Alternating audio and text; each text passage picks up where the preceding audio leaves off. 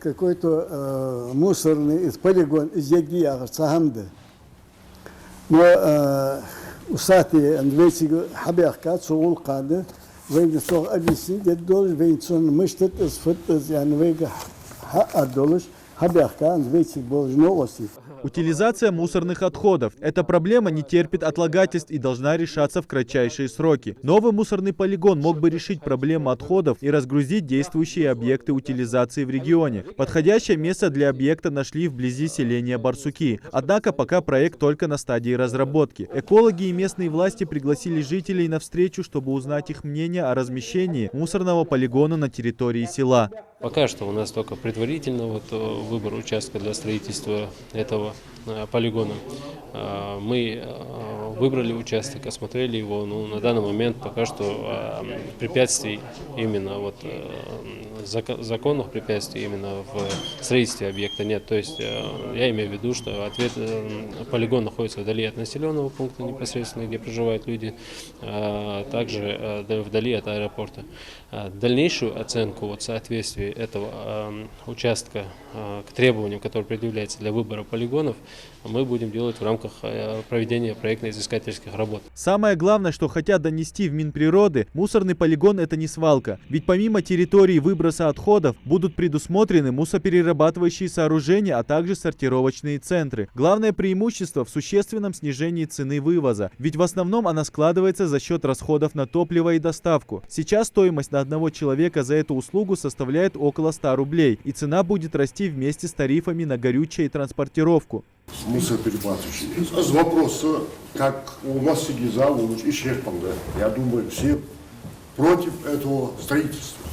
Жители новость о новом полигоне встретили с долей неуверенности, ведь большинство нынешнее положение дел устраивает, а перспектива снижения цен несоразмерима с пагубным влиянием мусора и переработки отходов для местной природы. Все как один выступили за отказ от нового проекта.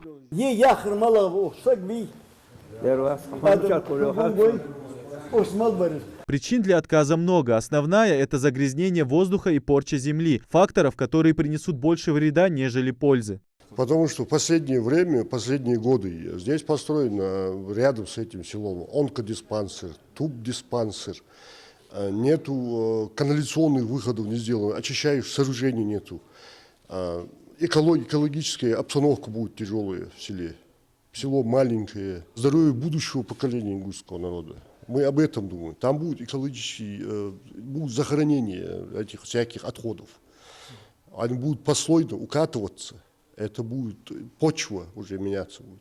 Вот в этом мы и отказались. Есть много других мест, где можно этот полигон разработать и никому мешать не будет.